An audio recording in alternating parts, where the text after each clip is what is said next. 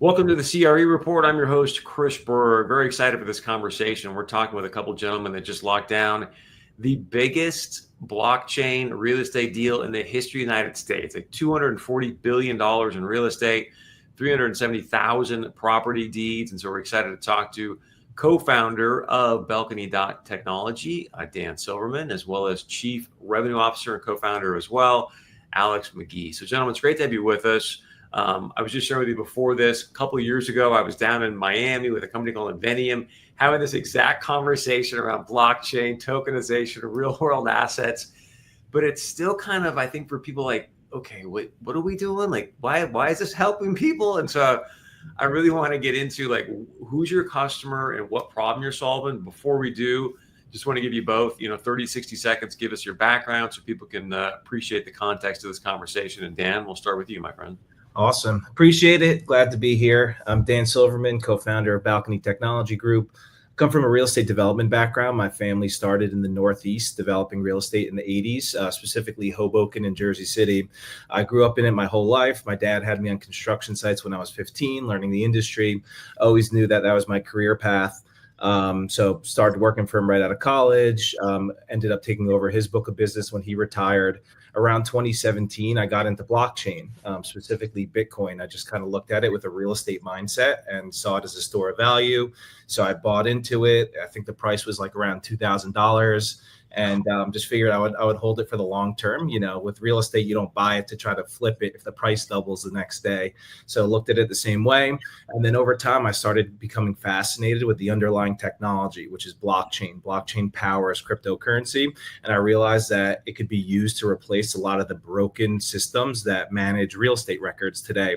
It could bring security, trust, transparency, and validated information to the real estate sector. And it was largely, it's very archaic. It's the largest asset class in the world, and still done kind of the old school way, especially when it comes to governments. A lot of the systems they use today, my dad was using. They were brand new when my dad started in the 80s, and they're just not meant for today's world. So we'll get into it a little more throughout the podcast, how blockchain solves these issues. But that was the problem I saw, and the solution, using blockchain to kind of merge my two passions, which were real estate and blockchain.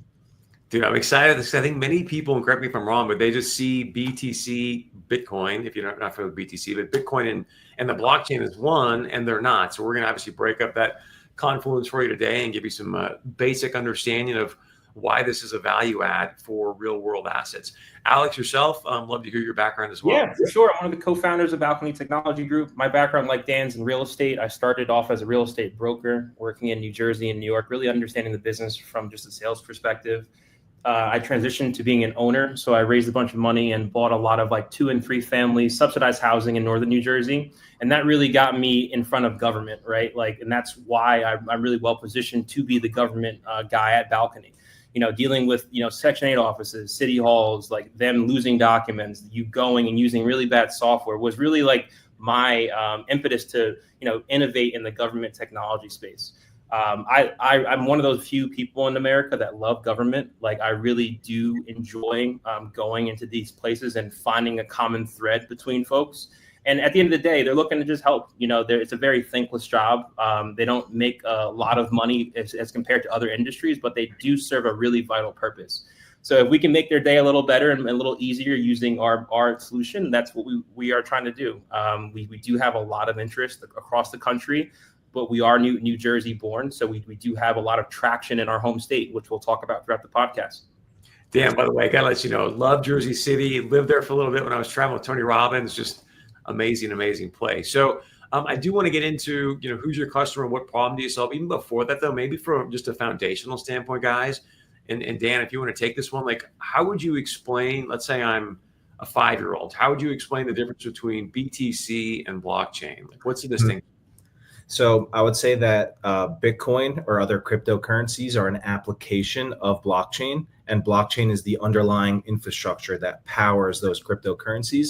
So people could buy and trade and sell cryptocurrencies, and the blockchain is what keeps the chain of title. It's a distributed ledger technology, you've heard it referred to as, and it keeps an unalterable, immutable chain of title of transactions that everybody could look at and agree on, that there hasn't been any manipulation because everybody has access to the same ledger. Can anybody here simply explain like how that works? So basically the way it works is that every time there's a block that's mined, it connects to the next block. That's why it's blockchain. And if anything was manipulated along that chain, it would no longer be compatible with the rest of the chain. So basically it's a decentralized peer-to-peer currency that people could pay on this ledger. The ledger keeps track of those payments and everybody has access to those payments. If somebody tried to manipulate that chain of title, then it would no longer, it would break, it wouldn't be part of the chain anymore. And therefore it could eliminate any possibility of tampering, meaning that it's immutable. That's why the term immutable is thrown around a lot when describing blockchain. And so basically you've got these different computers that are sharing the specific codes that are making it go agree, agree, agree, agree. And that way, that's what makes it agreeable and immutable. Is that? That's exactly right. Okay. I was hoping you were going to say that, but it can get a little wonky. And that's why I'm going to probably ask some pretty ignorant questions, but 100%. And then just to add to that, how I explain it to my mom, it's a computer doing a very hard math problem. And in solving this problem, they get a reward, and that reward is a monetary value as Bitcoin, right? So think of a lot of computers solving very hard math problems over time to get this, Bitcoin. That is the best way that I feel like a boomer can understand what we're talking about, because they get computers, they get math problems, they understand the monetary value associated with that. But then how do you translate that, Alex, into a real world asset? Like what you guys are doing to put a real world asset on the blockchain? Like, I kind of get the Bitcoin thing, but then why does that matter to put a real world asset on a blockchain? Well, the simple answer is that the world is going digital. So it just makes sense that we would digitize real world assets so that we have a better way to transact in the digital economy, and that the digital world ties to the real world. That's the biggest thing. We're already starting to get there even before blockchain with, for example, money in your bank account. You're already used to seeing a digital representation of the money in your bank account. People don't keep their cash under their pillow anymore. So we're already moving in that direction where the world is becoming digitized, and the blockchain allows for you to tie ownership of an asset to a digital asset and then tie those two things to the real world so that we could bring more trust and transparency to real world assets, especially real estate. And I don't want to get ahead of myself, but I'm going to a little bit here. So in other words, what I'm hearing you say is, hey, we could dramatically potentially reduce the cost of title insurance and the time for closings. Is that one of the problems you're solving? I would say so, especially the time for closing.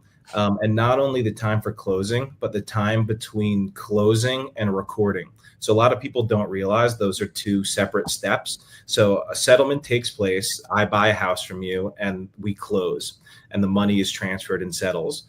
It could take 3 months plus for the actual county to record that transaction in the tax records because they're doing it the old-fashioned way. With blockchain, we could streamline that process, and everything that happens on the blockchain is immutable. So when a transaction settles on chain, you could see that it happened and everybody could agree that it happened. And then when you record that transaction on the blockchain, you have this permanent immutable chain of title that is perfectly preserved. And when the deed is recorded on the blockchain, you'd actually see where it came from. So you could trace that provenance back to the recorder at the county clerk's office. And that way we could know that there's nothing fraudulent that occurred. Mm-hmm. And rather than the 90 days you just suggested, that could potentially be 24 hours or less, right? Correct. That's where we're trying to get. And then we even think way out in the distant future, it may be one process, one step instead of two steps. The recordation and the settlement could happen in one. Nice. All right. So let's talk more specifically about who's your customer, because I see it kind of maybe 2 or 3 prongs. So who's your customer and what problem are you solving? For sure. So right now our customers are local governments, county governments, state governments, and federal agencies. We focused on government just because we feel like they are the ultimate validator of real estate data. Local governments historically have had very siloed technology that hasn't evolved over the past 20 to 30 years. So we feel that they can really see a lot of the benefits of our software right now with finding missing money, finding missing compliance, and really just having a centralized place for people to look up real estate data, which doesn't exist today.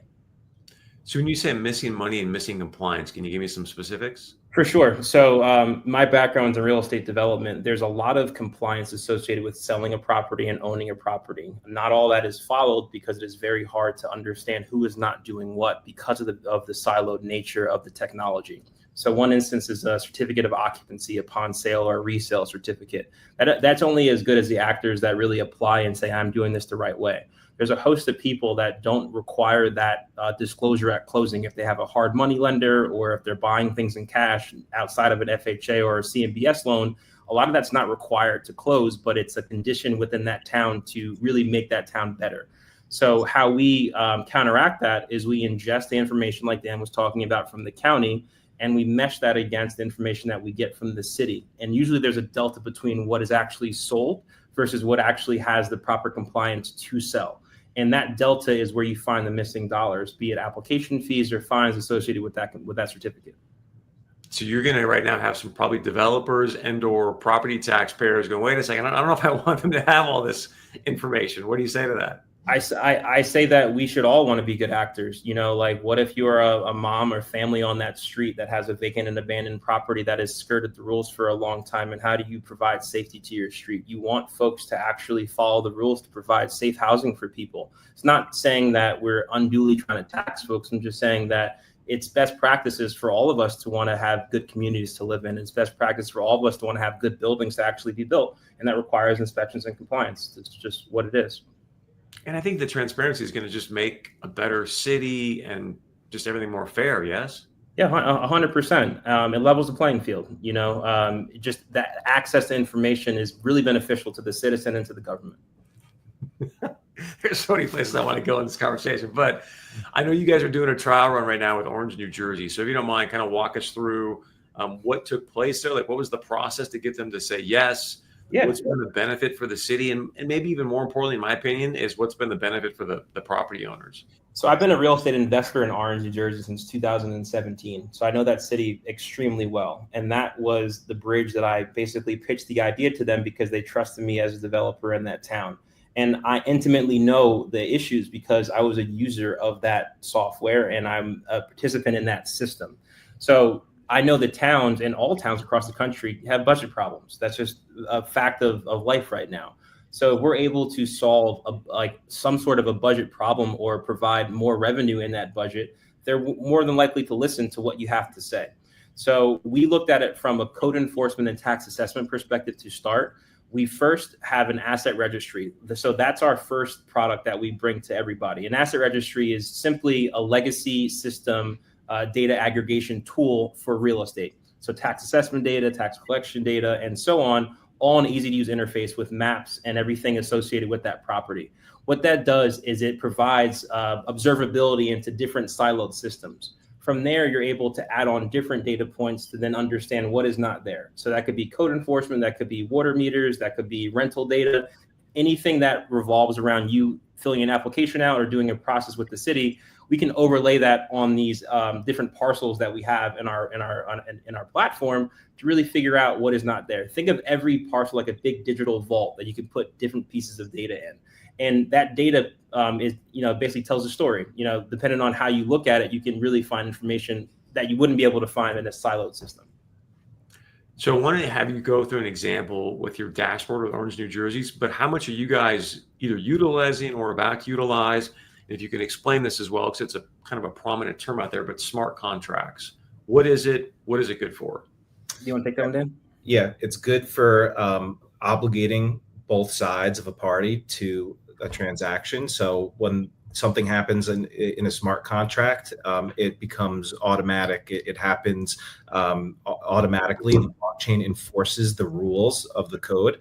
And the blockchain could also be used as an escrow agent in this way for, just to talk about like a specific example with real estate. Let's say you turn a purchase and sale agreement into a smart contract. You could have the blockchain become the escrow agent. It holds the escrow, and when certain parts of the smart contract are met, the deposit is released, and then the closing is the entirety of the deposit is released at the closing.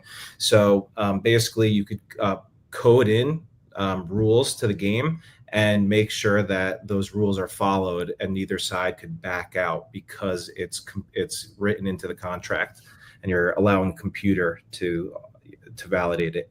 So let's just do a real world example here, and then you walk me through how a smart contract and what you guys are doing would be beneficial, right? So we go buy a piece of land. Let's say we've got 18 months until we get our CUP done, but within that time, we put 50 grand in escrow initially, and then let's say 6 months later, it's another 50 grand, and then at month 12, it's another 50 grand. How do I turn that into a smart contract, and what's the benefit for us and the seller? Mm-hmm. So a lot of times if somebody defaults, you have to sue to try to get that deposit, and it could be held up for months or years, and it doesn't do either side any good to have those fights. So the smart contract does those things automatically. So instead of either attorney holding that escrow, the blockchain could hold that escrow and automatically release it once those obligations are met. So you pass your inspection.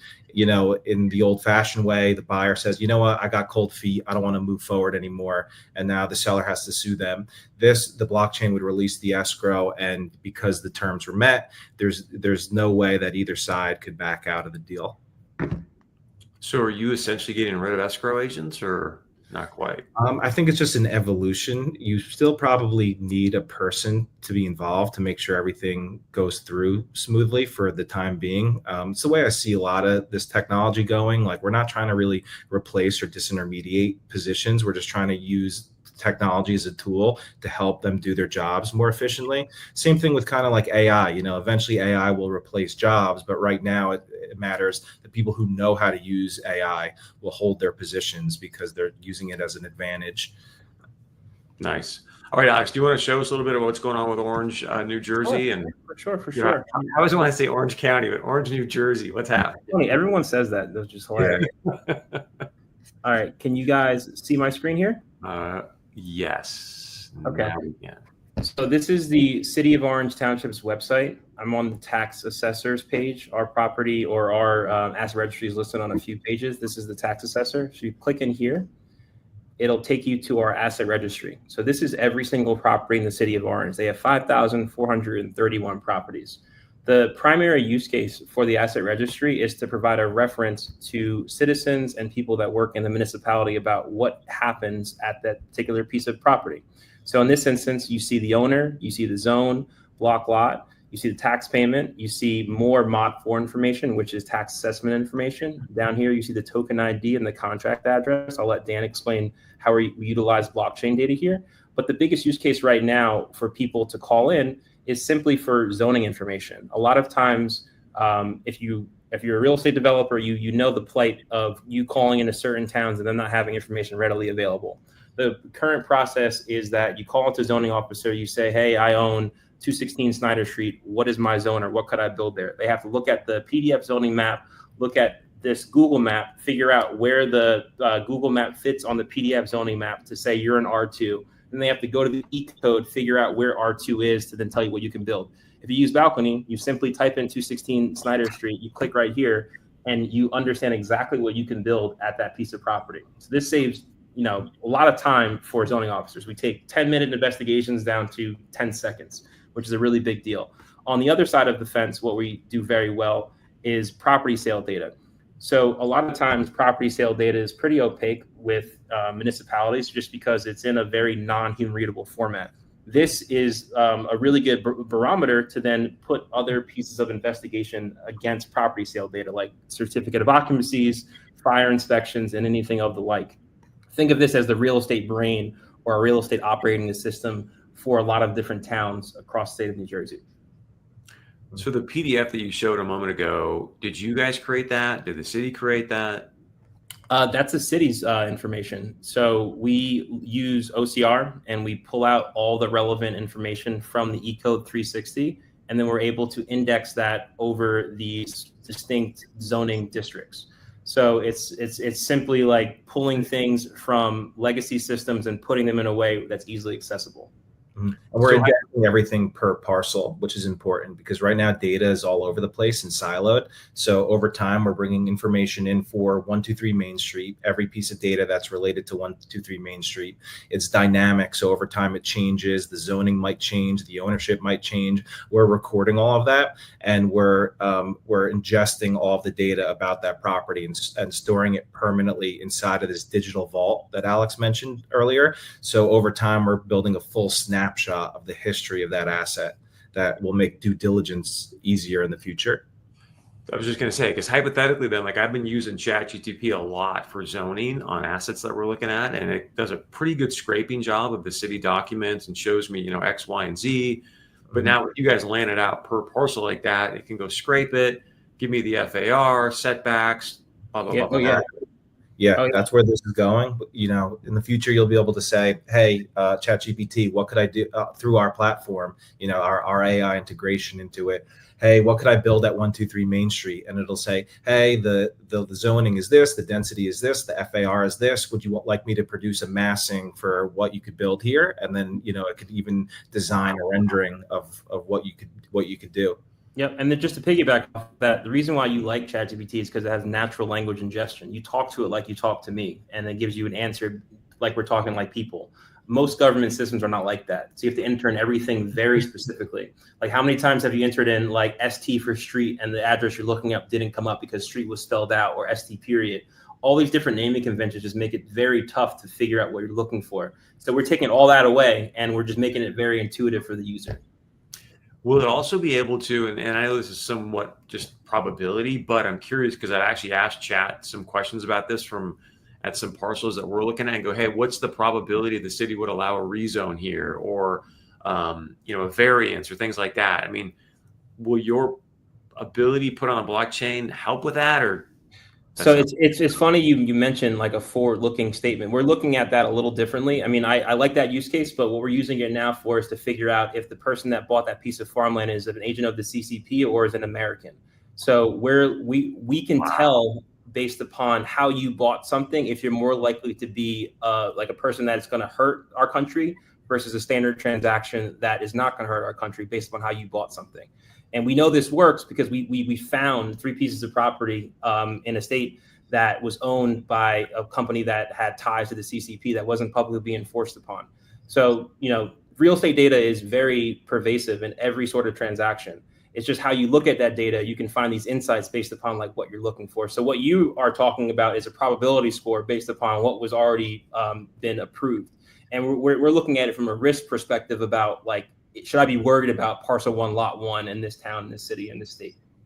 And did you find those parcels in Orange or somewhere in New Jersey, or because no? This is out in Wyoming. Yeah. Because I mean, not to get off track here, but it kind of ties in. Like I'm originally from North Dakota. There was a huge story back there where they sold a bunch of land right next to the Grand Forks Air Force Base to build a corn milling plant to a Chinese-owned company. Right? Everyone's like, what are we doing? Like this is. Throw away from the Grand Forks Air Force Base, from the most high intelligence. It's happening all over the country. Oh yeah. Just kind of woke up to it, just in the last couple of years. It was happening under our nose, and nobody realized that they were strategically buying land next to our military bases, next to water supplies, next to critical infrastructure that they could, use to their advantage to spy on us, to do, who knows what. You see what happened, which is actually kind of interesting. What happened in Iran when Israel had the drone strike? They built a drone facility in Iran that they had no clue existed. Who knows what China's doing with this farmland they own? They could have an army of drones here that are spying on us, that could be used to attack us. We have no clue what they're doing. Fascinating. So you guys will be able to then run a program on parcels and go, hey, XYZ from the CCP owns this.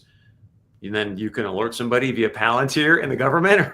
Well, yeah. So we want to be the real estate version of Palantir. I feel that there's a lot of opportunity for this risk scoring related to land conveyances that hasn't really been talked about yet. that we are primed to really, help the federal government or military to figure out these answers. We have a very public partnership with the University of Wyoming to do this thing. We were quoted by Senator Lummis, who's a senator from Wyoming, about this effort. So we take this extremely seriously. Like, we are patriots at the end of the day. Like, I want to see my country successful. So if we can provide a piece of technology that helps in that effort, that's amazing. And I love doing it. Remind me that we go back to University of Wyoming after this conversation, because there's somebody there that I know that might be good for you guys to know. So Awesome. Anything else you want to add there as we get things back on track, or we move on to the next thing? No, I mean, real estate data is something that has been overlooked for a very long time because people deemed it too tough to access, or it's just too hard because it's unstructured to really figure out what's going on. And I think what makes Balcony special is our ability, not only with the blockchain, but our ability to work with these unstructured documents, like PDF documents of liens, deeds, mortgages, and the like. If we can bring that into a structured environment, there's a thousand things or use cases that we can derive based upon us being able to access that data that was really opaque, but for this AI revolution that we're experiencing right now. Most counties have documents in paper form going back hundreds of years, right? And that's just how counties operate. Even today, right? Like, how often is your deed put in this Excel format when you close a property? Never. So there's so many things that are hidden in these unstructured pieces of documents that we can uncover to help the proper people. That's awesome. Let's go back real quick, Alex, if you want to bring it back up, if we need to or not. But you said Dan was going to explain the token ID, and then I think there was a blockchain address there that it appeared like there was. So if you want to jump in and just explain why is that important? Yep, that's the contract address of the token and the hash to when we minted the token. So people could go in and they could see when we actually minted the token itself.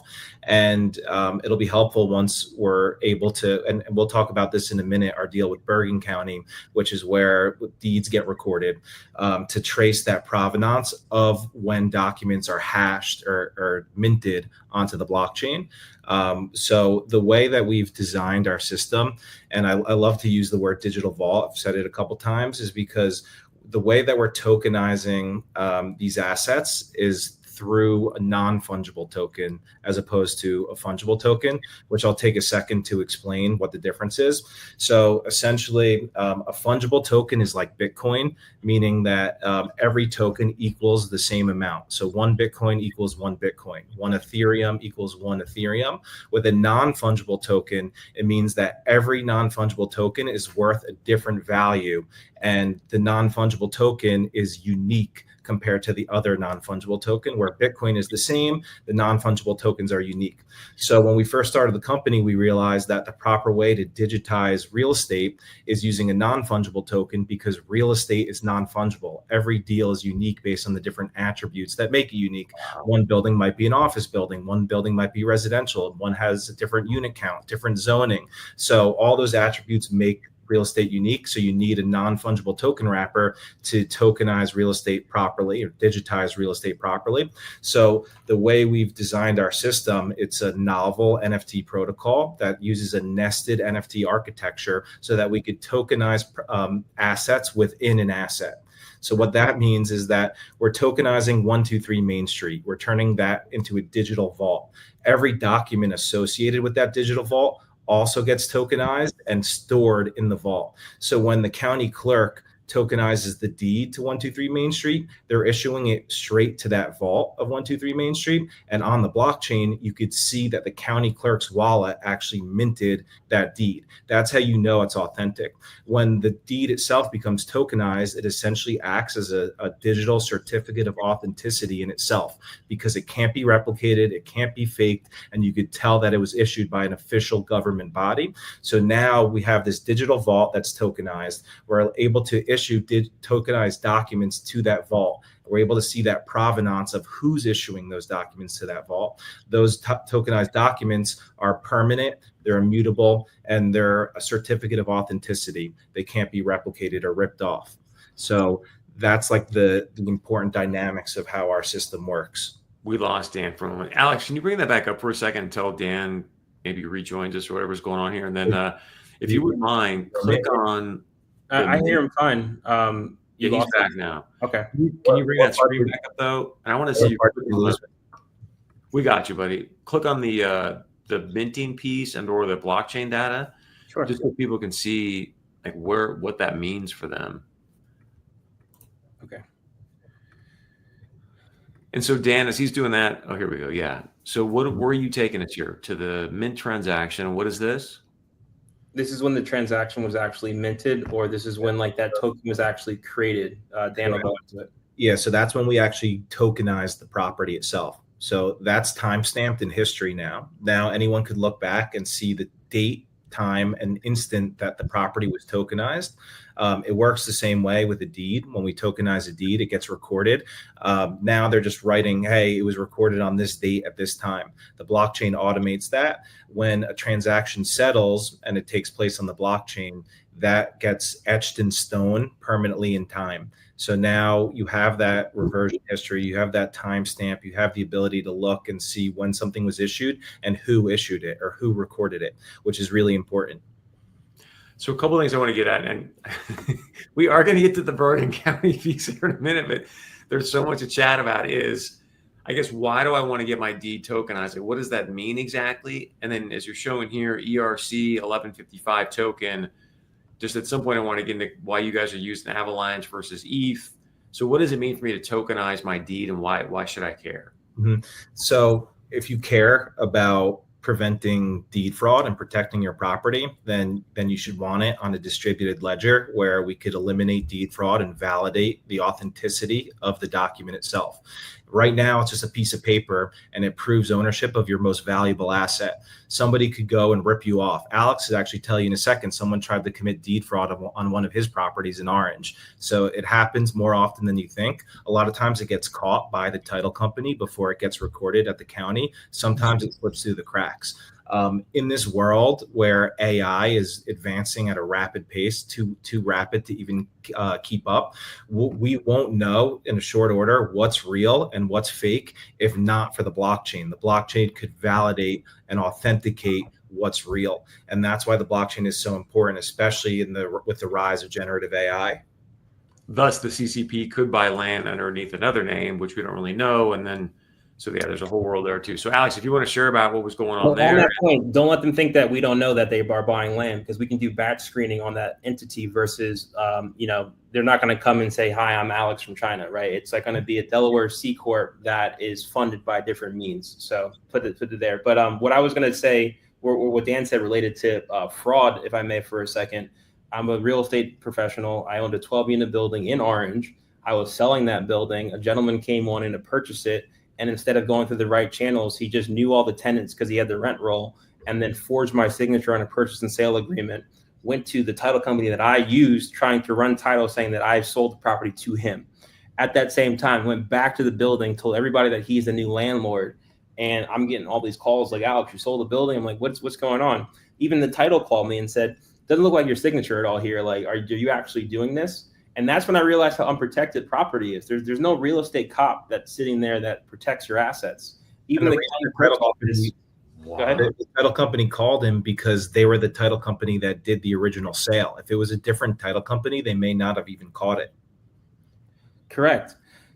So that's just extremely unhelpful, right? Like, this is America, where your house is usually your most prized possession as far as on your financial statement, right? So there is no deed block. There's no title block at the county clerk's office.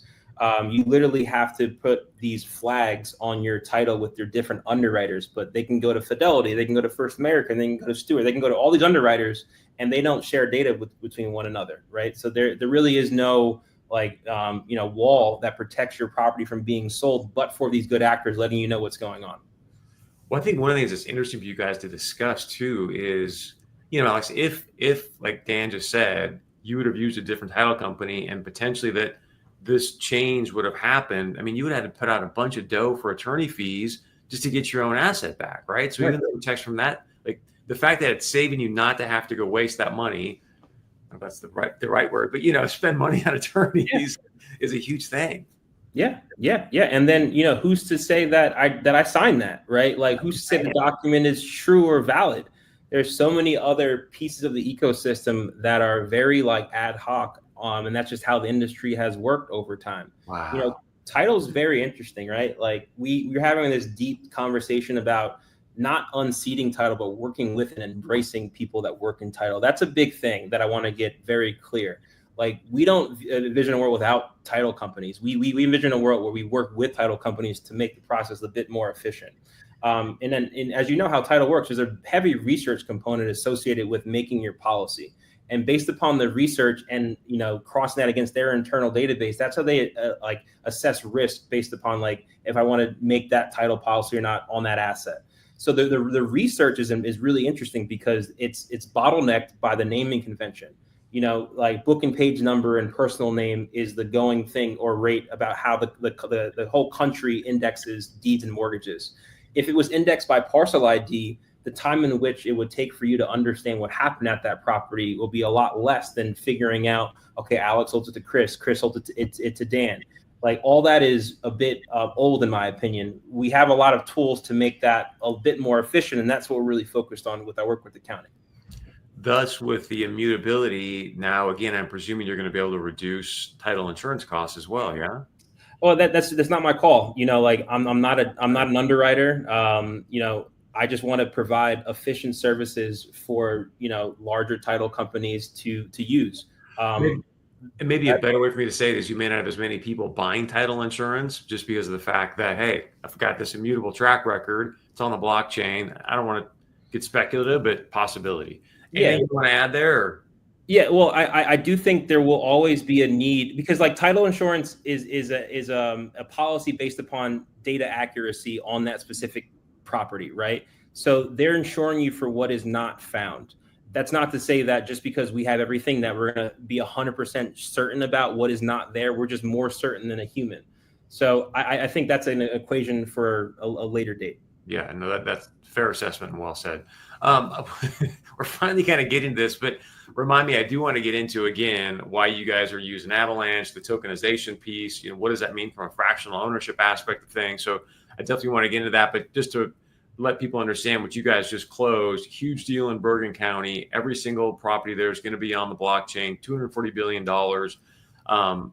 Walk us through this. And again, what does this mean for Bergen County and its residents? Mm-hmm. For sure. You want to take that, Dan?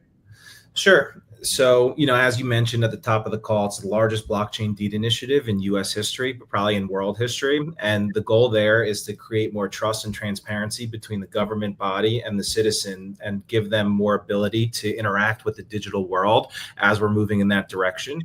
So just a quick couple examples of that is like, you know, we're moving towards a world of stable token issuance. You know, they just passed the Genius Act. President Trump signed that into law. So we think it might be commonplace for people to pay their taxes or settle in real estate in stable tokens in the next 5 years. Because the government is now validating their ownership, they'll be able to close and settle in stable tokens. People are initiating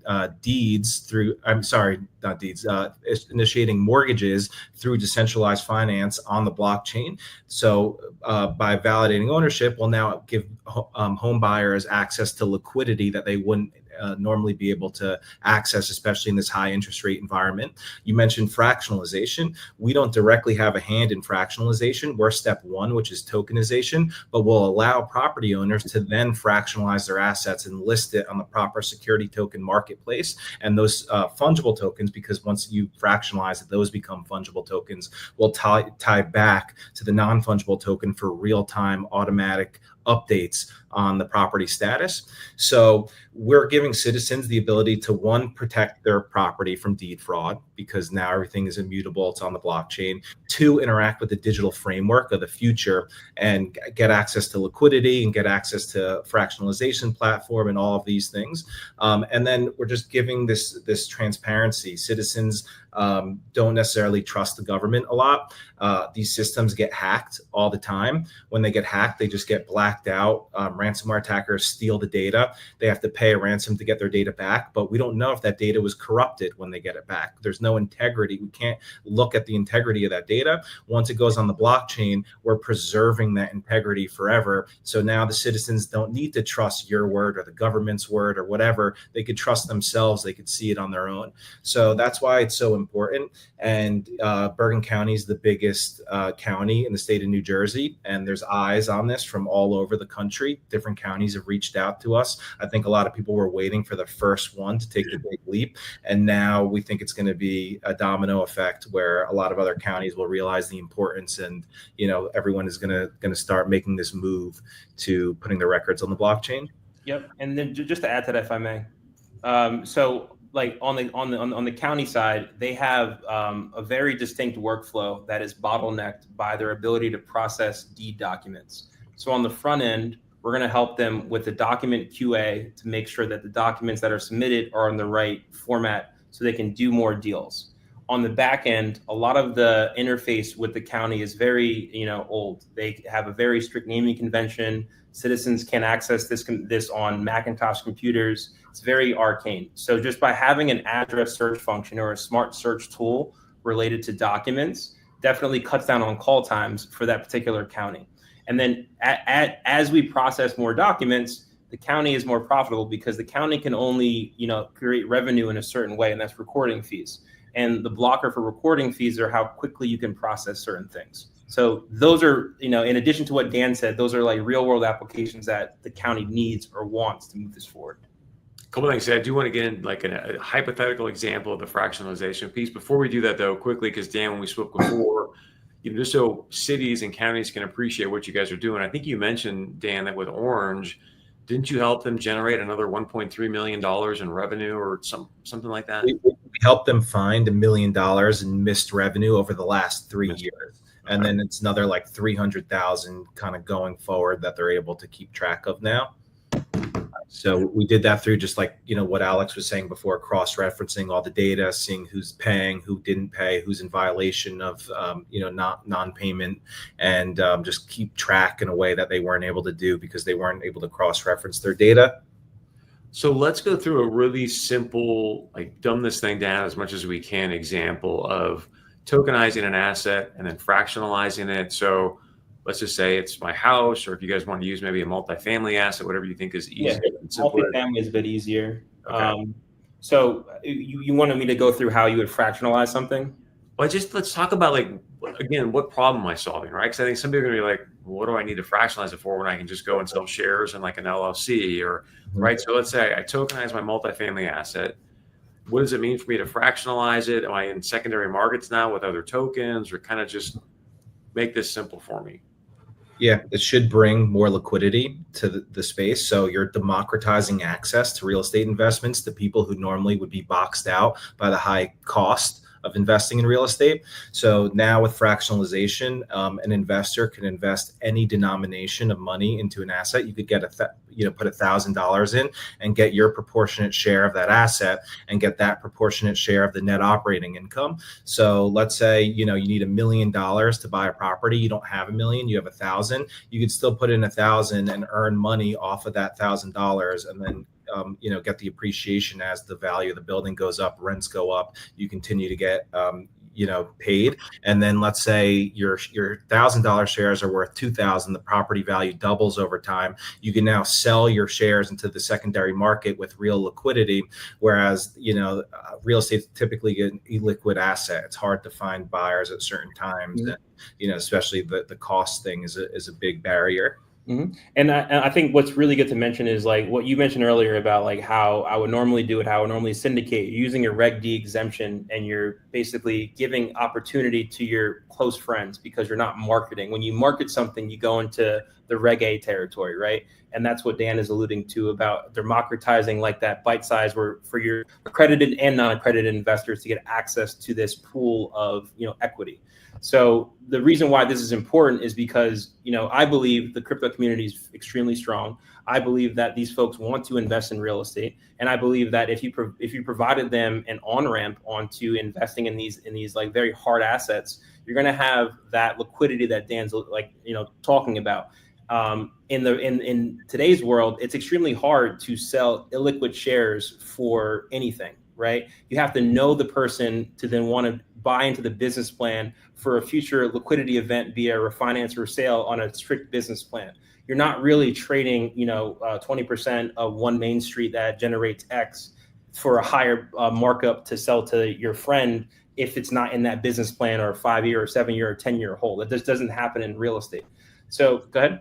So let's just go through a simple theoretical example, right? So I know Grant Cardone, you can do, I don't know if there's a minimum. Let's just say that it's 10 grand or 50 grand or whatever to do a syndication with Grant Cardone, right? Like I can do that now with cash. So the distinction that I'm hearing you guys say, hey, Chris, if you do this now with whether it's, Avalanche token or ETH or whatever, is that now I'm going to have an opportunity to go to, let's say, Dan and go, hey, Dan, I've got 50 shares in this asset. I got to go get my kid braces. I need some liquidity. Do you want to buy my 50 shares? And then you're just going to send me some ETH over my, wallet, and boom, we're done? Or like, yeah, well, it takes out the middleman. You don't have to go back to Grant Cardone and say, hey, I want my money out, or can you facilitate the sale from me to this person? You could just do it automatically because it's on the marketplace. So anybody could just buy your shares if you're willing to sell them.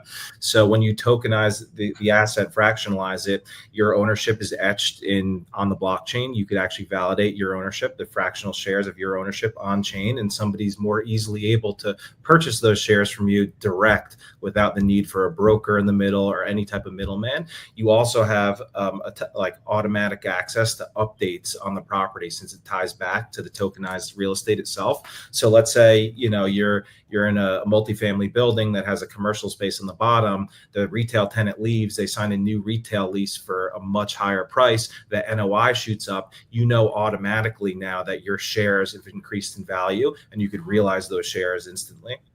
So let's talk about this, guys, because you guys have both been in the space. This was one of the things that was a pushback in Invenium, is that a big part of the conversation was, do GPs really want this, right? Because now I'm going mark to market a lot more consistently than once every few years. And if that's the case, I think some people could look at like what's happened at Starwood as of late, or even I think there were some Blackstone assets where people were trying to take their money out and they couldn't get it, right? So walk me through your thoughts on that thesis. And are you finding that GPs are like, I don't really want the mark to market as much as you guys can provide it?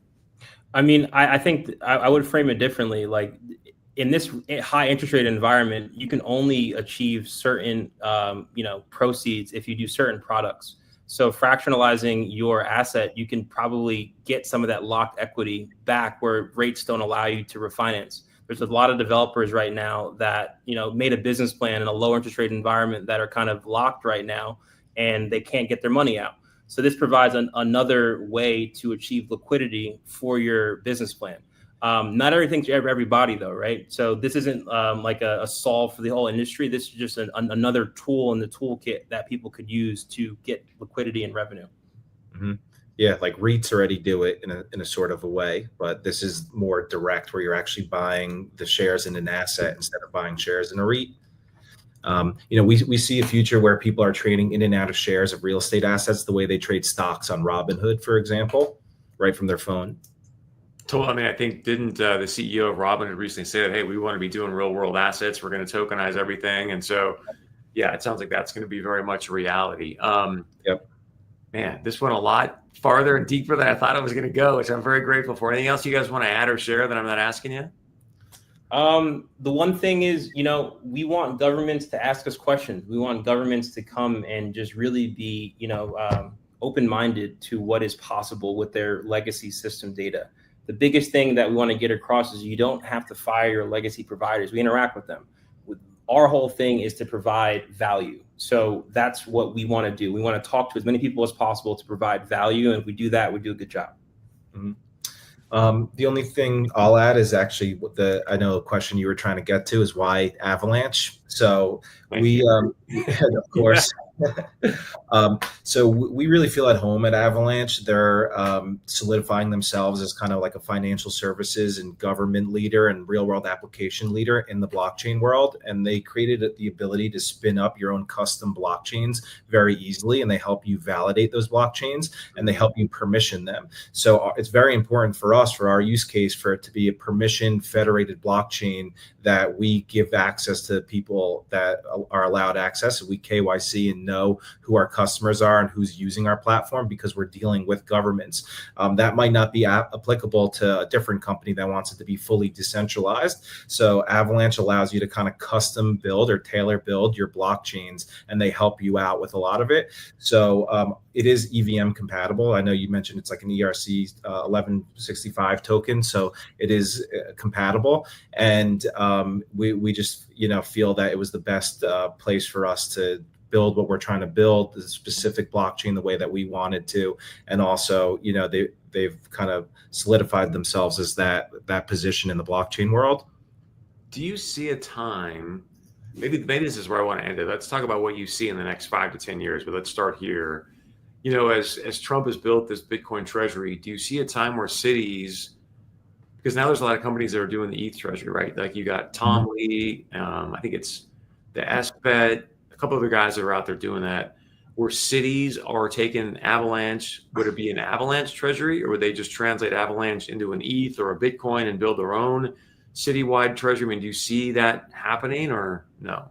I mean, yeah, I do. I mean, like Jersey City, for example, is putting part of their pension fund into buying Bitcoin ETFs, which is interesting. I think that in the beginning, it's just going to be Bitcoin. It's starting to become Ethereum, as you mentioned. And I think the top 10, will find their way into certain treasuries, and, governments will start accumulating different types of cryptocurrency. If you're asking specifically about real estate, this could be also a good way to include tokenized real estate in their portfolios as well, and actually be able to, have this on-chain ability to borrow against them or sell shares of assets, of hard assets. Fascinating. All right, gentlemen, let's start with you, Alex. Take me out 5 to 10 years, man. What do you see? I see a world where things happen quicker. I see a world where data is more accessible, and I see markets, moving a bit more efficiently because they have real data to move on. I feel like right now, real estate markets are moving on latent data sets that are 90 days old, based upon what Dan was saying earlier related to sales not being on the public domain for that time period. So what does that mean for you and me? Hopefully that means lower rates. We all hope that. But at the end of the day, I just think real estate is becoming more of a transparent asset, like the securities business. I think real estate is one of the most opaque asset classes in the whole entire world. And there's companies like Balcony and other companies that are pushing that charge to really make it a more transparent marketplace. To do that, you have to get the government involved. If the government is not involved, you don't really have the future state that we all dream of. That's where we're starting in government. Nice. One of the things that Larry Fink says is that we're moving towards a world where every financial instrument and asset will be tokenized. So that's where we see the world going. Like Alex said, the government needs to be in to validate ownership over real estate assets.